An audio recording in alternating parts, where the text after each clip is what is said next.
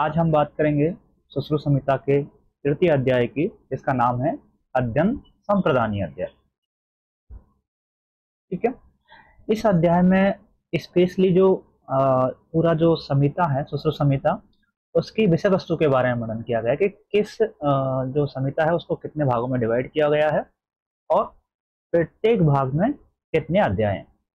ठीक है, तो स्टार्ट करते हैं। जैसा कि इसमें लिखा है कि अध्ययन संप्रदानीय का मतलब क्या है, तो ये आपको पता होना चाहिए। ठीक है, इसके लिए सबसे पहले ये देखिए, ये नीचे लिखा हुआ है कि सम्यक प्रविभज्यम दानम संप्रदानम। ठीक है, अध्ययन शास्त्रम, तो किसी शास्त्र का अध्ययन करने के लिए, सिस्टमेटिक अध्ययन करने के लिए हमें उसे कैटेगराइज करना पड़ता है उस टेक्स्ट के अकॉर्डिंग, उसके पार्ट के अकॉर्डिंग, उसके चैप्टर के अकॉर्डिंग। तो वो उस चैप्टर के अकॉर्डिंग हम जो कैटेगराइज कर रहे हैं वही क्या कहलाता है, सम्यक विभाजन जो कहलाता है वो क्या कहलाता है, संप्रदान। तो अध्ययन करने के लिए पूरी क्लासिकल टेक्स्ट को, आपके जो सुश्रुत संहिता या फिर किसी और भी बुक को जब हम कैटेगराइज कर देते हैं तो उसे संप्रदानम बोलते हैं। ये इसका शाब्दिक अर्थ है। ठीक है, और जैसा हमने पहले भी हम पढ़ चुके हैं, नेक्स्ट श्लोक में बताया कि जो सुश्रुत संहिता है उसको कितने स्थानों में डिवाइड किया गया है, उसको 5 स्थानों में डिवाइड किया गया। ठीक है, और वो 5 स्थानों में कितने अध्याय हैं, तो उसके अंदर जो चैप्टर हैं पूरे 120 अध्याय। ठीक है, तो आपको एक क्वेश्चन आ सकता है, टोटल चैप्टर कितने हैं 120, स्थान कितने हैं 5। आगे वो 5 स्थान कौन कौन से हैं, ठीक है, उनके नाम लिखे हुए हैं। सूत्र स्थान, ठीक है, निदान स्थान, शारीर स्थान, चिकित्सा स्थान और कल्प स्थान। ठीक है, और उसके बाद तद उत्तर 67 से उसके बाद एक उत्तर स्थान भी है। ठीक है, परंतु उस उत्तर स्थान को इन 5 स्थानों में इंक्लूड नहीं किया गया, ये बात ध्यान रखने वाली बात। अब आगे इसमें साथ में ये भी दे रखा है कि किस स्थान में कितने चैप्टर हैं। जैसे सूत्र स्थान में लिखा है 60 चत्वारिन 7। ठीक है, इसमें 46 चैप्टर हैं। निदान स्थान में 16 चैप्टर हैं। शारीर स्थान में 10 चैप्टर हैं। चिकित्सा स्थान में 40 चैप्टर हैं और कल्प स्थान में 8 चैप्टर हैं और उत्तर तंत्र में 66 यानी कि 66 अध्याय। तो इनका आपको एक टेबल बनाना है और आपको याद रखना है कि कौन से स्थान में कितने चैप्टर दिए गए हैं, ये क्वेश्चंस आता है। तो सबसे पहले अब हम पढ़ रहे हैं जो सूत्र स्थान है उसके चैप्टरों के नाम। ठीक है, तो आपको सबसे पहले बस इसको एक पहले चैप्टर का नाम याद रखना। जब मैंने पहले संहिता जो फर्स्ट चैप्टर पढ़ाया था, बताया था आपको कि सूत्र स्थान का पहला चैप्टर और या पूरी संहिता का पहला चैप्टर कौन सा, वेदोत्पत्ति अध्याय। ठीक है, उसके बाद देखिए यहाँ नीचे लास्ट में लिखा है, जिसमें सभी चैप्टरों के नाम लिखे हैं, ज्यादा कुछ याद करने की बात नहीं। तो लास्ट में जो लिखा है द्रव द्रव्य विधि अन्नपान विधि अध्याय, तो अन्नपान विधि अध्याय दे रखा है लास्ट चैप्टर का नाम। ठीक है, और लास्ट में लिखा है इसका सूचनात् सूत्रण च एवं सवना अर्थ संप्रदय।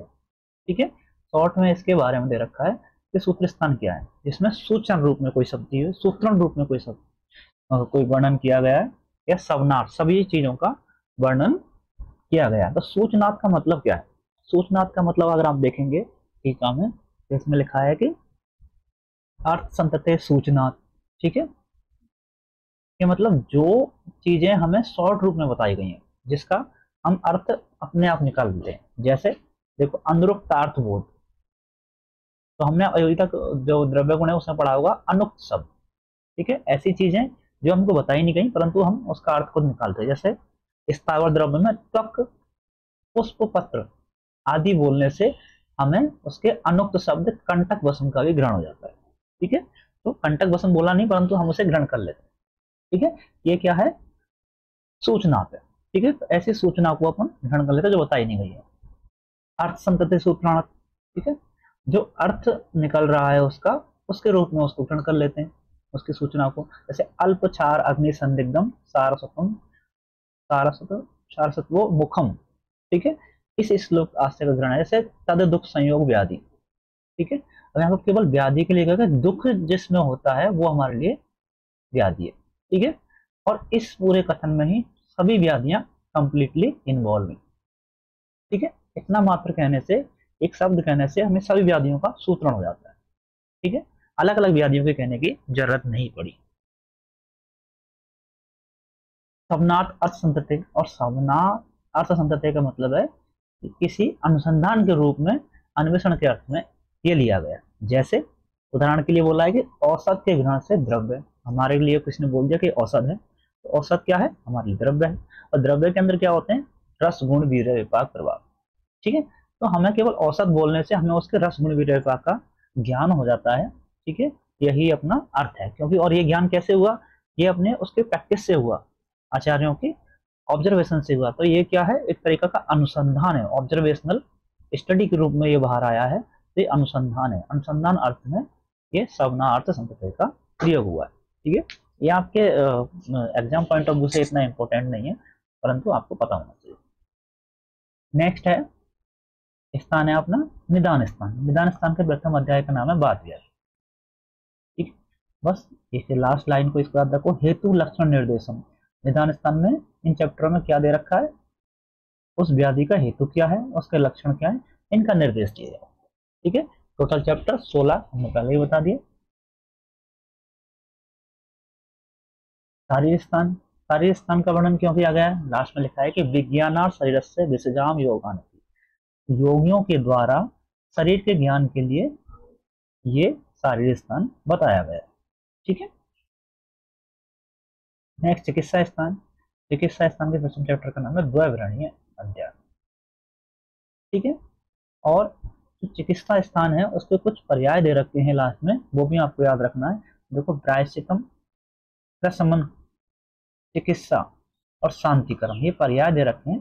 ठीक है, पर्यायश्च निर्देशम चिकित्सा स्थानम उच्यते, चिकित्सा स्थान के पर्याय पूछे जाते हैं कभी कभी, ये चिकित्सा स्थान के पर्याय क्या है, तो ये दे रखे हैं। ठीक है,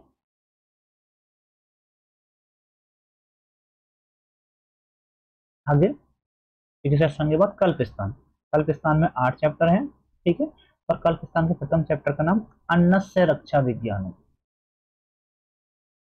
अन्न से रक्षा विज्ञान, ये ध्यान रखने वाली बात है, अन्न से रक्षा विज्ञान। जबकि अन्नपान अध्याय कहाँ दे रखा है, चरक में दे रखा है, और अन्न से रक्षा विज्ञान कहाँ दे रखा है, सुश्रुत के कल्प स्थान में दिया है। ये बात आपको आपके एग्जाम पॉइंट ऑफ व्यू से बहुत इंपॉर्टेंट। नेक्स्ट नेक्स्ट में रखा सालक्य तंत्र, यानी उत्तर तंत्र। उत्तर तंत्र के अंदर क्या चाहिए, उत्तर तंत्र को भी कैटेगराइज उन्होंने जो चैप्टर के अकॉर्डिंग दिया हुआ है, उसमें कौन से चैप्टर में क्या चीज वर्णन है। देखो, उत्तर तंत्र में जो 1 से 26 चैप्टर हैं आपके, वो सालक्य तंत्र के अंतर्गत आते हैं, तो उसमें सालक्य का वर्णन हुआ है। ठीक है, ये बात याद रखने की। उसके बाद 27 से 38 तक के जो चैप्टर हैं, उसमें जो वर्णन है वो कौमार वृत्ति का वर्णन है।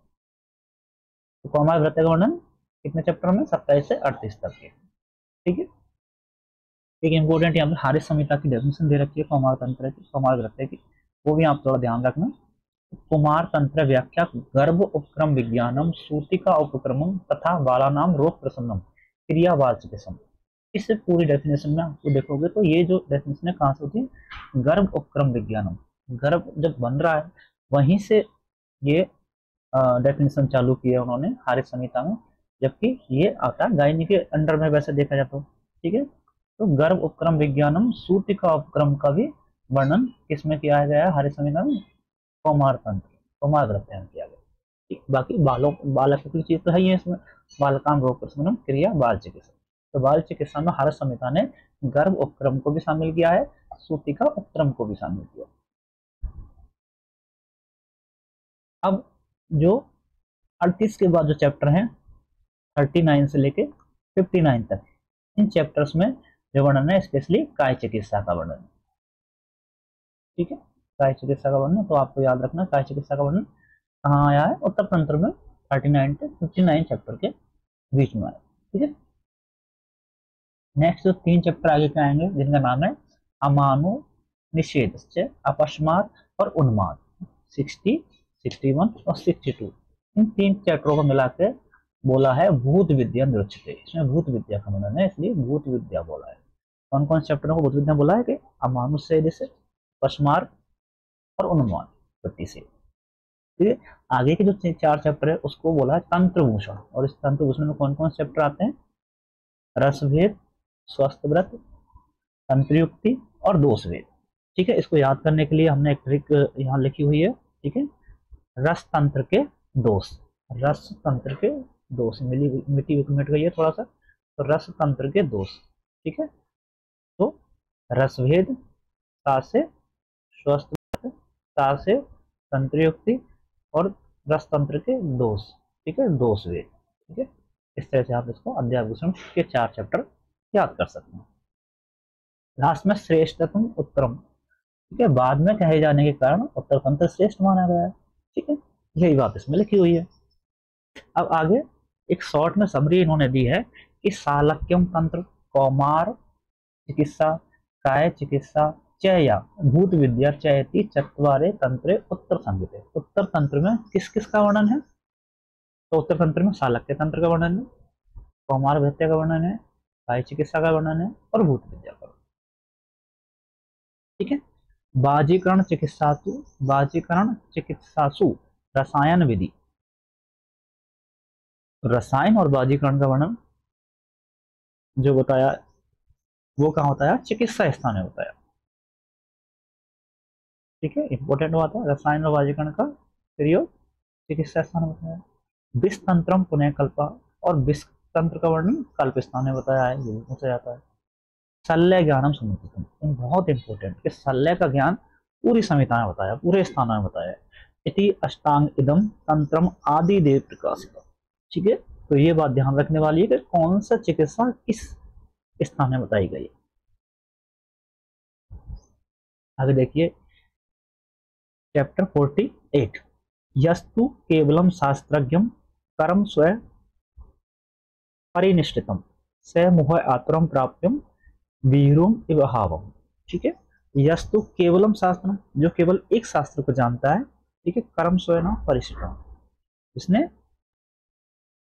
केवल शास्त्र को, एक शास्त्र को पढ़ा है उसने, और दूसरे काम को नहीं किया, उसको जो शास्त्र ने पढ़ा उसको काम को नहीं किया, तो वो जो व्यक्ति है वो चिकित्सा करते समय मोह को प्राप्त हो जाएगा। ठीक है, और डर जाएगा, चिकित्सा नहीं कर पाएगा। ठीक है, उसी के संदर्भ में लिखा यस्तु कर्मसु निष्णातो, ठीक है, दृष्टा अच्छ बहिष्कृतम, ठीक है, शस्त्र बहिष्कृतम स सतसु पूजा नापनोति वदम चाहती राजपम। ठीक है, इसलिए क्या कह रहा है कि जो कर्म को करता है, इसके विपरीत इसमें तो केवल शास्त्र को जानता है, कर्म को नहीं जानता।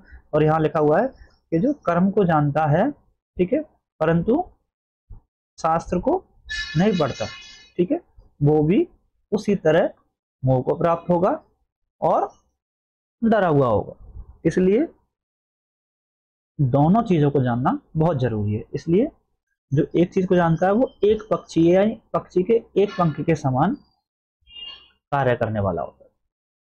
ठीक है, तो ये ध्यान रखना आपको कि निरुक्ति कौन से अध्याय में आई है, ये रेफरेंस कहाँ का है, ये पूछा जाता है। ठीक है, औषधियों अमृत कल्पास्तु शस्त्र शनि विशोक्तम, जो औषधि अमृत के समान अगर है, ठीक है, और वो ज्ञान नहीं है उसको, तो वो औषधि भी कैसे काम करेगी?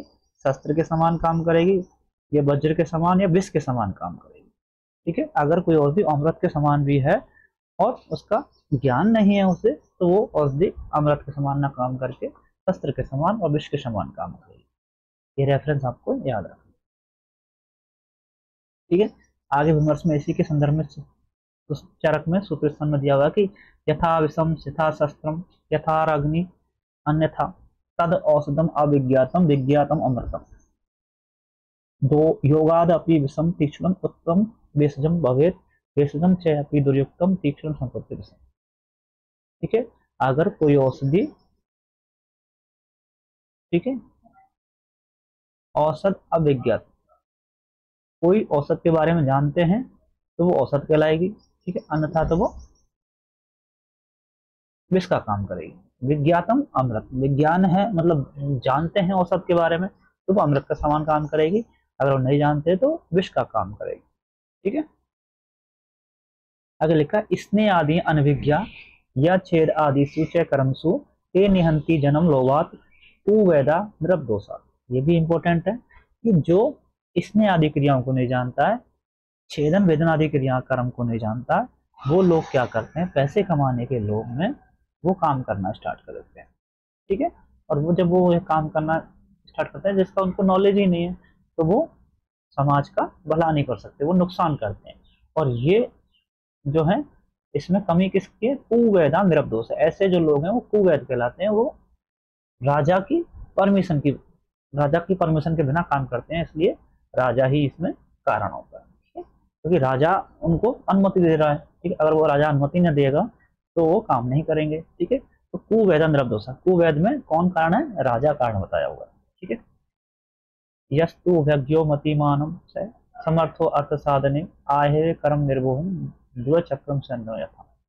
जो वैद केवल शास्त्र प्रत्यक्ष कर्म को भली भांति जानता है, साथ साथ मतिमान भी है, बुद्धिमान भी है, और शास्त्र को जानने वाला भी है और कर्म को करने वाला भी है, वो कभी भी चिकित्सा के समय मोहित नहीं होगा। ठीक है, वो कंफ्यूज नहीं होगा और वो अच्छा काम करने वाला होगा।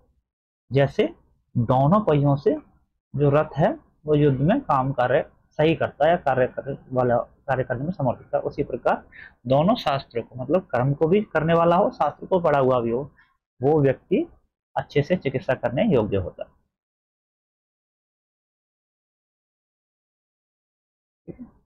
इसी के साथ लास्ट में दिया है कि वाक सौष्ठवे अर्थ विज्ञान प्रागल्भ्य कर्म निपुण तद अभ्यास सिद्धो या तेज अध्ययन अंत। ठीक है, जो अध्ययनरत जो स्टूडेंट हैं उनके बारे में बोला है कि जो अध्ययन करना चाह रहे हैं या अध्ययन करते हैं उनको वाक सौष्ठव होना चाहिए। ठीक है, अपनी बात को अच्छे से रिप्रेजेंट करने वाला होना चाहिए। ठीक है, और निरंतर इच्छुक होना चाहिए ज्ञान लेने के। ठीक है, तो निरंतर ज्ञान का इच्छुक होना चाहिए, बोलने अच्छा सही उच्चारण करने वाला होना चाहिए, और जो आपने सीखा है उसमें कर्म निपुण होना चाहिए। ठीक है, और उसका अभ्यास निरंतर करना चाहिए। तो ये सब चीजें बताई हैं अपना डेवलपमेंट करने के लिए और अपने स्किल को डेवलप करने के लिए और अच्छा वैद्य बनने के लिए सब चीजें जरूरी हैं। ठीक है, इसी के साथ ये आपका चैप्टर 3 कंप्लीट हो गया। आगे नेक्स्ट चैप्टर